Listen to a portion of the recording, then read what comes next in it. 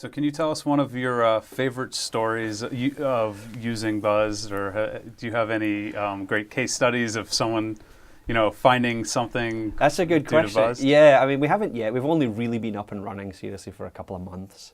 So, I wish you'd asked that in advance, because I would have asked our editor for some funny things. But there will be people who have met in bars using Buzzed and have had some fun that evening. Clearly it's actually back to your privacy question again. Like, we do see all the buzzes that go through the system.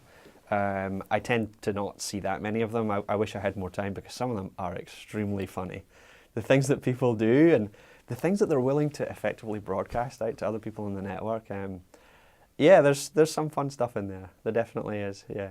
So I think you remember Match.com and all the online dating stuff that exploded kind of early last decade, I suppose you would say.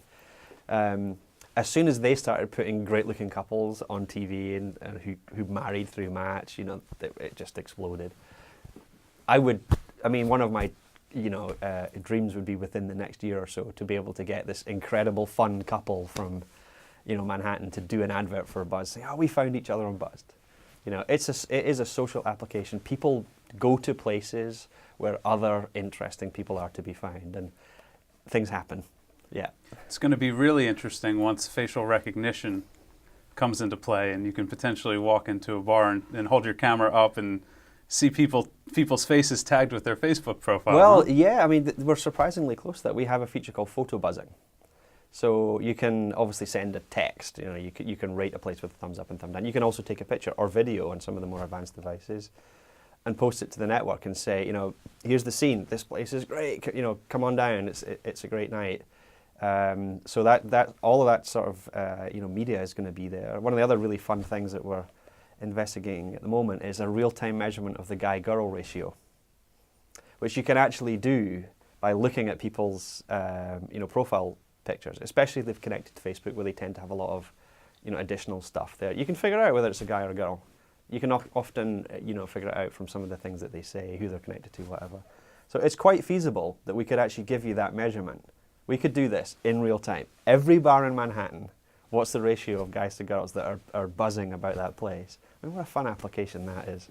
That sounds very interesting. Yeah. So you have an interesting relationship with some of the companies, the data providers. You mentioned Facebook and you mentioned Twitter.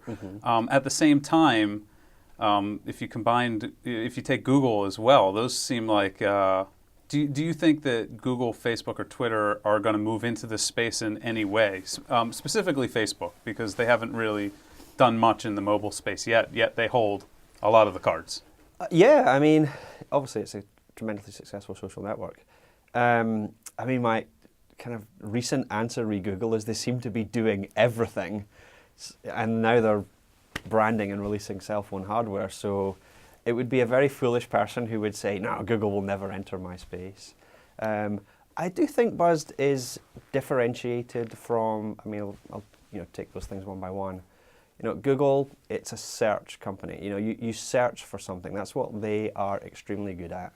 You can even see it in the way that they've designed the hardware of the Android phone. Like, it has a hard search button on the front. It's like search. And the thing about search is you have to know what you're looking for. Buzzed is a discovery app. We are a really fun way to find out things that you didn't already know about. So I think there's a very clear distinction there between what those guys are very good at and what we are doing. Everyone's moving into the location space, but in the end, a lot of this comes down to really understanding the people that your application is for. And small, highly focused startup companies, I feel, having been doing it for more than a decade, almost always get that better. They are only concerned with one thing, which is making this one app the best at the one thing it's trying to do. And I think there's an opportunity there.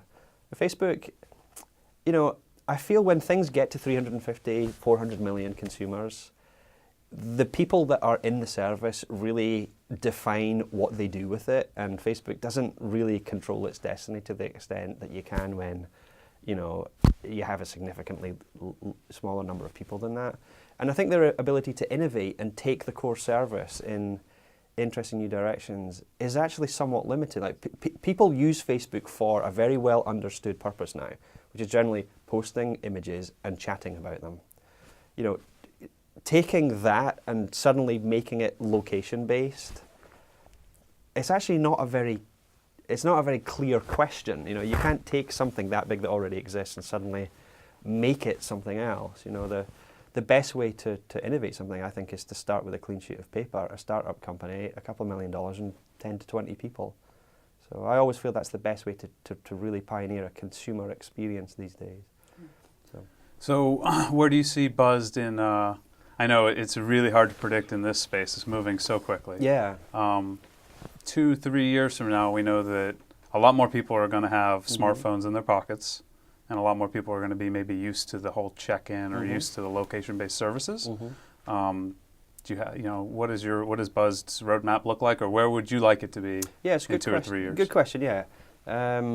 Well, I think what we have at the moment, we've done a lot of thinking about this lately and talking about it with our investors. We have a macro app, I think. It shows you macro opinion on places, which is very, very interesting if you're interested in the general overall social media level of activity around the places that you might care about.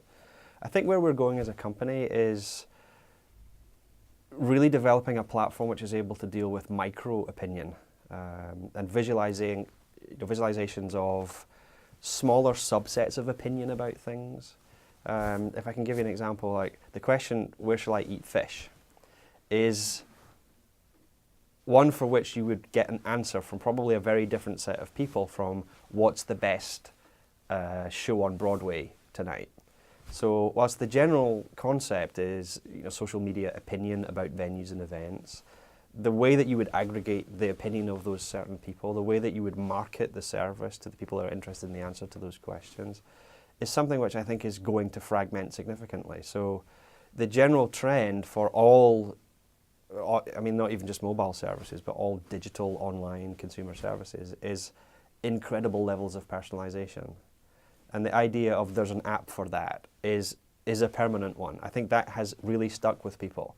Like, this app does this.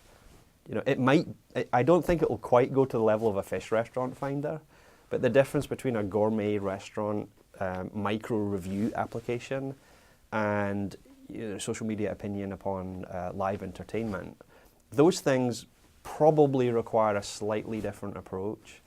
And what we're learning with mobile services, and the ones that really stick, is you can't really put two different UIs in one app.